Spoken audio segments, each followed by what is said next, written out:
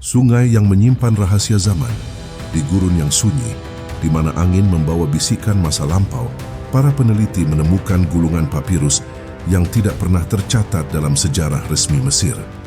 Tulisan kunonya memuat kalimat yang mengguncang dunia spiritual dan akademik. Raja berbicara dengan api dari langit dan kehilangan jiwanya di laut yang terbelah. Sebuah kalimat yang seolah menggiring manusia untuk mempertanyakan kembali apa yang selama ini dianggap suci. Dan pasti kisah Nabi Musa dan Fir'aun bukan sekadar pertarungan antara manusia dan penguasa, tetapi antara kehendak ilahi dan kesombongan yang menantang langit. Di balik legenda yang kita kenal dari kitab suci, tersimpan lapisan misteri yang menyingkap hubungan antara sihir teknologi kuno dan rahasia abadi para penguasa Mesir. Apakah mukjizat itu semata kuasa Tuhan atau juga menyimpan dimensi pengetahuan purba yang kini terlupakan? Dan jika laut benar-benar pernah terbelah oleh kekuatan spiritual yang melampaui hukum alam, mungkinkah sebagian dari kekuatan itu masih tersimpan, menunggu manusia modern untuk menemukannya kembali? Maka mari kita menelusuri sejarah yang tak tercatat. Menembus debu piramida ke dalam jiwa dua tokoh abadi, Musa utusan kebenaran dan Fir'aun sang penguasa yang menolak tunduk. Raja dari dua dunia. Di masa Mesir kuno ketika sungai Nil menjadi nadi kehidupan, dua takdir besar mulai berdenyut dari arah yang berlawanan. Di Istana Emas lahirlah seorang raja yang dipercaya membawa darah dewa. Di pelukan arus air terapung seorang bayi yang kelak akan mengguncang takhta tersebut. Bayi itu bernama Musa, yang kelahirannya sendiri sudah menjadi ancaman bagi sistem kekuasaan yang mengakar pada keangkuhan. Kitab suci menggambarkan Fir'aun sebagai sosok yang memerintah dengan tangan besi, mengaku sebagai Tuhan yang memberi hidup dan mati. Ia mengendalikan rakyat dengan ritual, ilmu langit dan kekuatan yang diyakini datang dari roh para leluhur. Namun di balik segala kemegahan itu, ia dihantui ketakutan akan ramalan bahwa seorang anak Ibrani akan menghancurkan kekuasaannya. Sementara itu, Musa tumbuh di dalam dinding istana yang sama tanpa menyadari garis keturunannya sendiri. Ia belajar bahasa para pendeta, membaca lambang bintang, dan memahami ilmu kuno Mesir. Namun ada sesuatu yang berbeda dalam jiwanya, sebuah bisikan lembut yang menolak tunduk pada kesombongan duniawi. Kisah mereka bukan hanya kisah dua manusia, tapi dua prinsip kosmik. Kesadaran yang menunduk pada Tuhan, melawan kehendak yang ingin menjadi Tuhan. Disinilah sejarah mulai menulis garis pertempuran antara keimanan dan keabadian palsu. Tuhan yang ingin abadi. Seiring usia bertambah, Fir'aun tidak lagi sekadar berkuasa atas manusia, tetapi ingin menguasai kematian. Ia membangun piramida bukan sebagai makam, melainkan sebagai alat penghubung antara dunia manusia dan dunia dewa.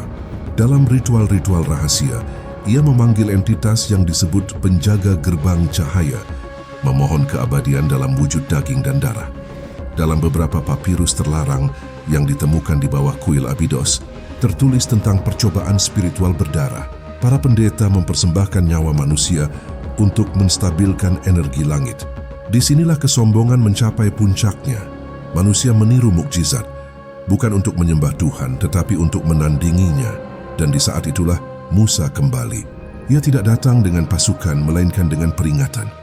Ia membawa tongkat, bukan pedang. Tapi Fir'aun melihatnya bukan sebagai utusan ilahi, melainkan ancaman terhadap sistem keilahian yang ia ciptakan sendiri. Pertemuan mereka menjadi simbol dari benturan antara wahyu dan kebijaksanaan palsu, antara wahyu yang suci dan ilmu yang terkutuk. Namun Fir'aun tertawa dan berkata dengan sombong, "Akulah Tuhanmu yang paling tinggi." Quran Surat An-Nazi'at 24. Sejak saat itu, sejarah manusia berubah arah menuju azab yang tak terelakkan.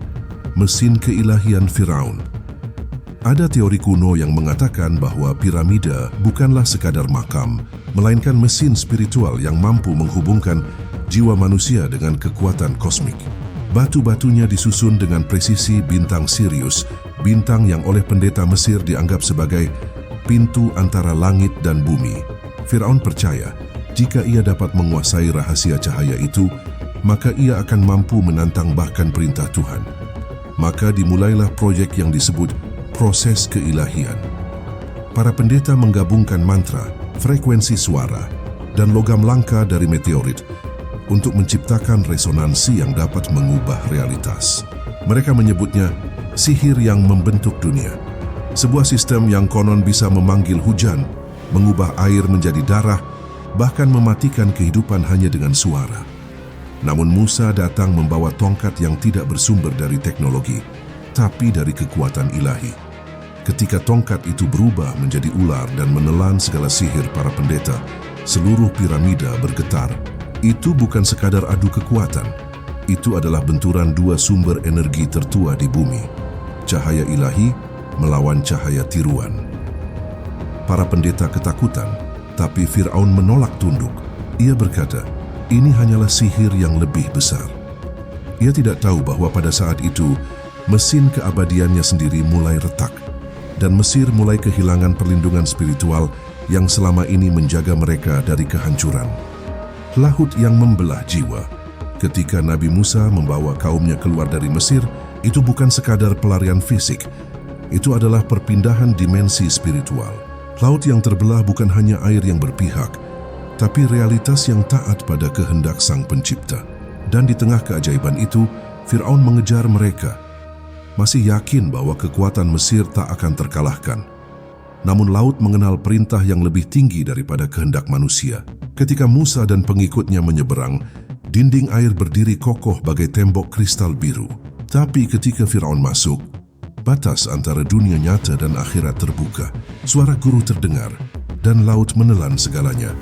Beberapa catatan kuno menyebutkan bahwa tubuh Firaun tidak hancur, karena Tuhan berfirman, "Maka pada hari ini kami selamatkan badanmu supaya engkau menjadi pelajaran bagi orang-orang sesudahmu." Quran, Surat Yunus 92. Jasadnya bukan sekadar bukti sejarah. Ia adalah penjara spiritual, tempat kesombongan dibekukan agar dunia belajar mengenali batas kekuasaan. Dan di dasar laut itu, di mana ombak telah lama tenang, jiwa Firaun masih bergetar, terkunci di antara dua dunia, menunggu hari ketika laut sekali lagi akan memisah ruang antara manusia dan Tuhan. Mesir yang tak pernah pulih.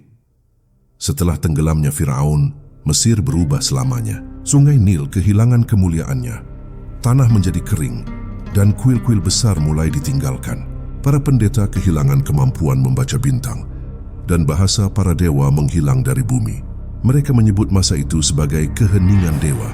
Banyak yang tidak tahu bahwa dengan jatuhnya Firaun, terputus pula jaringan spiritual antara manusia dan langit yang dahulu dijaga oleh keseimbangan. Kekuatan itu bukanlah milik Firaun, melainkan energi kosmik yang disalahgunakan. Saat ia hancur, keseimbangan pun runtuh, dan dunia memasuki era kegelapan rohani. Piramida-piramida besar mulai retak, simbol-simbol kuno kehilangan maknanya. Tapi setiap kali ada tangan manusia modern mencoba membuka ruang rahasia piramida, badai pasir muncul, seolah bumi sendiri menolak mengungkap luka lamanya. Sejarah seakan berbisik, jangan bangunkan yang telah ditidurkan Tuhan. Kini sisa-sisa kebesaran Mesir bukanlah kejayaan, melainkan peringatan bahwa bahkan peradaban tertua pun dapat runtuh hanya karena satu dosa yang sama, ingin menjadi Tuhan. Tongkat dan mahkota. Setelah berabad-abad, kisah Musa dan Firaun menjadi simbol abadi dua kekuatan, tongkat dan mahkota. Tongkat lambang ketaatan dan kebijaksanaan ilahi. Mahkota lambang ego dan kesombongan manusia. Dua simbol ini masih hidup di dalam diri setiap penguasa dan pemimpin zaman modern. Bagi mereka yang memegang tongkat, kekuasaan adalah amanah. Tapi bagi mereka yang mengenakan mahkota tanpa kerendahan hati, kekuasaan adalah kutukan. Firaun telah menjadi arketip kesombongan spiritual, sementara Musa menjadi perwujudan cahaya yang menunduk hanya kepada Tuhan. Ilmu yang dahulu disebut sihir Mesir, kini muncul dalam bentuk lain, teknologi, manipulasi genetik, dan ambisi manusia untuk menaklukkan hukum alam. Dunia telah berubah, tapi roh yang sama masih bernafas. Roh yang ingin menciptakan surga tanpa Sang Pencipta. Dan setiap kali manusia lupa, tongkat Musa kembali berdiri di depan sejarah, menegur peradaban agar tidak mengulang nasib yang sama. Ketika laut kembali membelah, kini kita hidup di era yang kembali menggoda batas langit. Manusia menciptakan kecerdasan buatan yang mampu berpikir, menciptakan kehidupan dari laboratorium, dan mencoba menulis ulang gen manusia. Tapi bukankah itu gema dari masa Firaun? Ketika manusia mulai merasa dapat menandingi Sang Pencipta? Laut yang dulu membelah di hadapan Musa bukan hanya kisah masa lalu. Ayah adalah simbol pilihan abadi, antara berjalan di atas jalan cahaya atau tenggelam dalam arus kesombongan yang sama. Sejarah bukan berulang karena Tuhan menghendakinya, tetapi karena manusia menolak belajar darinya. Ketika piramida-piramida tertua itu perlahan terkubur oleh pasir waktu, dunia modern justru membangun piramida-piramida baru, menara kekuasaan, data, dan teknologi. Dan di puncaknya sekali lagi manusia berkata, "Akulah yang paling tinggi." Maka pertanyaannya, bukan kapan laut akan membelah kembali, tetapi di sisi mana kita akan berdiri ketika ia melakukannya. Karena antara tongkat dan mahkota, sejarah telah membuktikan yang tidak tunduk pada cahaya akan ditelan oleh kegelapan.